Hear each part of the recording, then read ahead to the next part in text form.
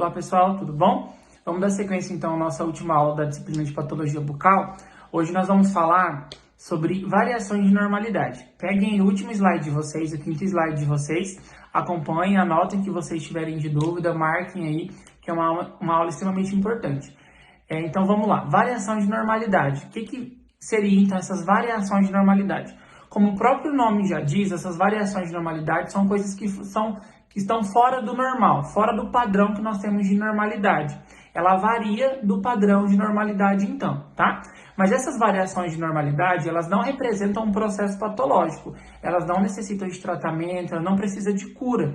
Então, são coisas fora do padrão de normalidade, mas não é uma doença, não representa um processo patológico, tá? Então, não é nenhum tipo de doença e não tem necessidade de ter nenhum tipo de tratamento, beleza? Em alguns casos, algumas dessas variações podem incomodar o paciente, pode interferir no nosso tratamento. Aí nós temos várias formas de poder remover essas variações caso seja necessário, tá bom? Vamos começar então com a primeira variação, são os grânulos de Fordyce. O que são esses grânulos de Fordyce? Os grânulos de Fordyce são glândulas sebáceas ectópicas. O que são isso? São inúmeras pápulas, aqui umas bolinhas bem pequenininhas, geralmente esbranquiçadas, que dão na região de mucosa jugal. Então, ela pode ser bilateral. Geralmente, quase todos os casos, os grânulos de Fordyce são bilaterais, tá? Elas iniciam ali na região de mucosa jugal, se estende até a região de mucosa labial. Então, são várias pápulas, vários pontinhos, várias bolinhas esbranquiçadas que nós temos na região de mucosa jugal. Geralmente, qualquer pessoa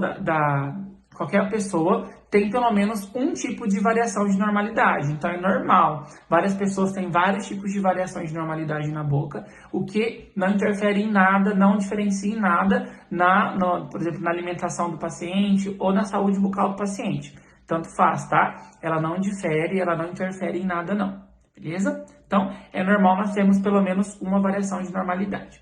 O próximo que nós temos aí são a leucoedema. O que é a leucoedema? São várias estrias esbranquiçadas, geralmente também são na região de mucosa jugal. Então, ela sempre, quase mais de 90% dos casos, ela é bilateral, tá bom? Então, são estrias esbranquiçadas que nós temos em região de mucosa jugal. Então, lá na bochecha, na parte interna, que é a mucosa jugal, então são estrias esbranquiçadas.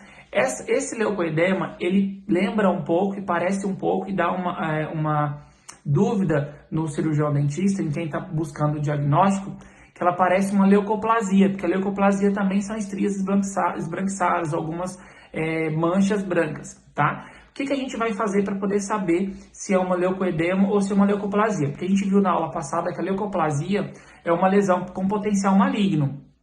Então, uma lesão que pode desenvolver a um câncer de boca, por exemplo, tá bom? Então, o que a gente vai fazer para saber se é uma leucoedema, se é uma simples variação de normalidade ou se é um problema patológico com uma lesão potencialmente maligna? Nós temos uma manobra semiotécnica que chama estiramento da mucosa. A gente vai pegar a mucosa jugal e vamos esticar a mucosa jugal. No caso da leucoedema, quando a gente faz esse estiramento da mucosa, quando a gente lança na mão dessa manobra semiotécnica, a leucoedema, a estria esbranquiçada, ela some. Então, isso é uma principal característica do leucoedema. A gente faz o estiramento da mucosa, se sumiu essas estrias, é um leucoedema, beleza? O próximo que nós temos aí no slide é a macroglossia. O que é a macroglossia? É um aumento volumoso da língua.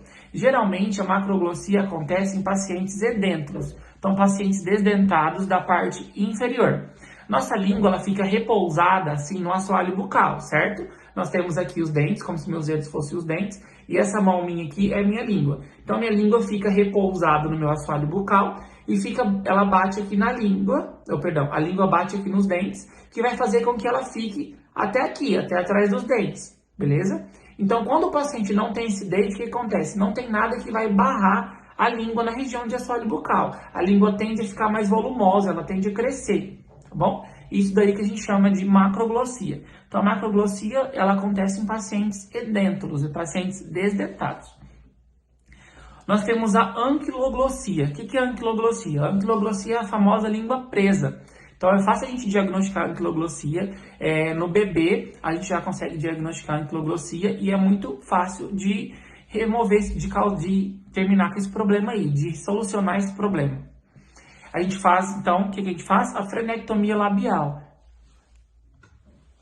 A gente faz a remoção do freio lingual do paciente, tá? Perdão, então eu falei frenectomia labial, frenectomia lingual, tá? A gente faz a remoção do freio lingual do paciente para remover o problema ali da anquiloglossia. Nós temos também a língua fissurada. O que é a língua fissurada? Geralmente são numerosas fendas que dá na região de dorso lingual. Então, na parte de cima da língua, onde nós temos as papilas gustatórias ou papilas gustativas, que é a mesma coisa, dá algumas, como se fossem umas rachaduras ali na região de dorso lingual. Essas fendas, essas rachaduras, podem ter mais ou menos de 2 a 6 milímetros de profundidade, tá? Em alguns casos, o paciente pode relatar um pouquinho de ardência, mas na maioria dos casos não arde nem nada, tá bom? Uma outra variação que nós temos é a língua saburrosa. O que é a língua saburrosa? A língua saburrosa é quando o paciente não escova a língua, quando a língua está suja.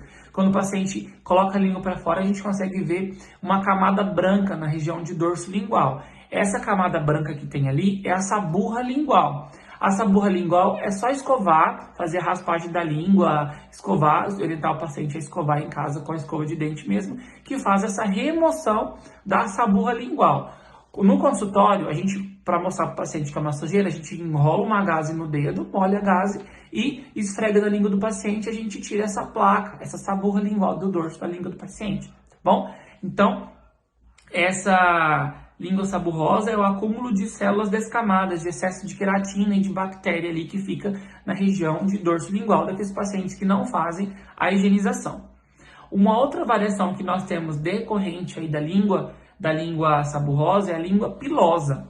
A língua pilosa é como se fosse uma evolução da língua saburrosa. O paciente não faz a higienização, não remove ali essa saburra lingual, começa a dar uma aparência de ter pelos na região de dorso lingual. É muito feio e é muito fedido, tá bom? Então, na região de dorso lingual, dá uma aparência de pelo, por isso que chama língua pilosa. São como se fossem umas sujeiras que já estão pretas ali. Olhem na imagem de vocês no slide, que tem ali acúmulo de ceratina nas papilas. Então, dá uma aparência de ter pelos na região de dorso lingual, tá? Ainda falando de língua da região de dorso lingual, nós temos a língua geográfica. A língua geográfica são algumas áreas despapiladas no dorso da língua. Então, é como se fosse umas estruturas bem marcadas, eritematosas, como se fosse uma região que está com presença de afta, por exemplo, tá? Mas não é afta.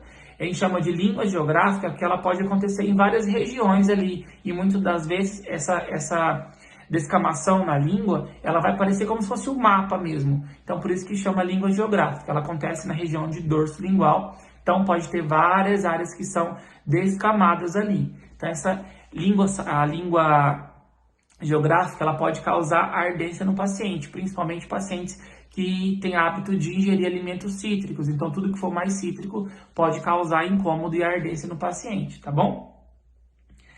Varicosidade lingual. A varicosidade lingual, ela acontece geralmente em borda lateral de língua, pode acontecer, mas o mais comum é no ventre lingual. A gente consegue ver bem proeminente presença de veias. Elas estão bem vermelhas e bem demarcadas ali. Então, a gente consegue ver em região de ventre lingual e de borda lateral de língua bastante veias que estão bem eritematosas, bem avermelhadas, tá? Então, esse daí é a varicosidade lingual. São como se fossem várias veias sobressalientes ali que a gente consegue ver bem. Temos também a pigmentação melânica racial. Pigmentação melânica racial, ela dá na região de gengiva, tá? São principalmente em pacientes melanodermas. O que são pacientes melanodermas? São pacientes negros. Então, é o excesso ali de melanina em pacientes da raça negra. É super normal, super comum, não indica nenhum processo patológico, não tem tratamento, não tem nada a ver, tá? É apenas uma variação da normalidade. Que a gente sabe que o normal da gengiva é uma gengiva avermelhada, roseada, que a gente aprendeu na aula de periodontia lá atrás. Então, a pigmentação melânica racial são algumas pigmentações que são mais enegrecidas, mais escuras na região de gengiva, tá? Pigmentação melânica racial. Temos também nessa região de gengiva a exostose. O que é a exostose? A exostose é um excesso de crescimento ósseo nessa região de gengiva. Se vocês olharem aí no slide de vocês, vocês vão ver bastante protuberâncias ósseas na região de gengiva. Então, geralmente, em região de gengiva superior e região de gengiva inferior tem esse crescimento ósseo, tá? Outra variação também relacionada a crescimento ósseo são os toros palatinos. São na região de palato duro, ali no céu da boca, né? Popularmente falando, palato duro, palato, céu da boca. Então, nessa região de palato tem um crescimento ósseo. Então, tem alguns pacientes que tem alguns, fossem uns carocinhos ali na região de palato. Isso daí quer dizer que cresceu um pouquinho de osso ali nessa região. Em pacientes que fazem uso de prótese total, pode ser que esse tórus incomode ou atrapalhe, tá? Ou fazem que a prótese não se adapte de maneira correta ali e fique bamba. O que a gente faz? Nesses casos, a gente tem que indicar para o paciente fazer a remoção desse tórus palatino. A gente vai abrir todo o palato do paciente, soltar a gengiva ali da região de palato e fazer a raspagem desse osso. Pode ser até com broca maxcut, por exemplo. Então, a gente remove, faz a raspagem desse excesso de osso da região de palato, tá? Nós temos também, em relação a excesso de osso, os toros mandibulares. Toros mandibulares são na região aqui de assoalho, tá? Perto de assoalho, ali na região lingual dos dentes inferiores. Principalmente na região que pega ali de pré-molar até dente anterior. Então, o excesso de osso nessa região aqui inferior, na parte lingual, são os toros mandibulares. Geralmente, quase sempre, os pacientes que têm toros palatinos vão ter toro mandibular, ou vice-versa. O paciente que tem toros mandibulares pode ser também que tenha toros palatinos. Então, a maioria dos pacientes que tem esse excesso de osso, que são os toros, tem palatino e tem mandibular, tá? Pode ser que tenha só um? Pode, mas a maioria dos casos os pacientes possuem os dois tipos de toros, tá bom? Temos também a língua crenada, que não está no slide de vocês, mas é bem comum também.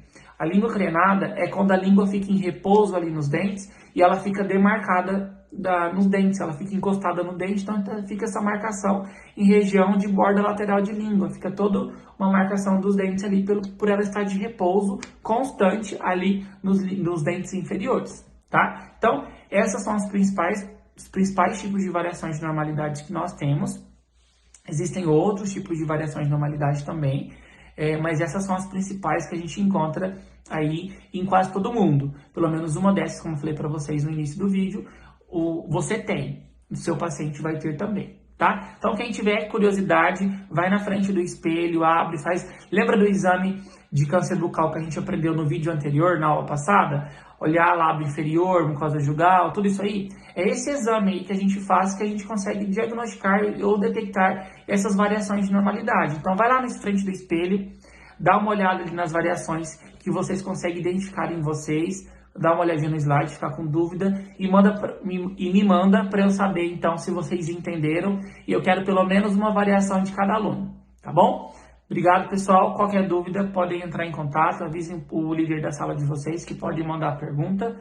E agora vocês vão ter 10 perguntas, avaliativa referente a essas 5 aulas que nós tivemos aí. As questões são bem fáceis, bem tranquilas. Quem prestou atenção nos vídeos e quem leu o slide consegue responder facilmente, tá bom? Pessoal, fique em casa, se cuide para a gente poder acabar isso logo e nós voltarmos à nossa rotina dentro de sala de aula, tá bom? Grande abraço, um grande beijo a vocês. Tô com saudade de todos vocês, minhas alunas, que são bem especiais e sinto falta de vocês do nosso dia a dia e da nossa rotina, tá bom? Beijão.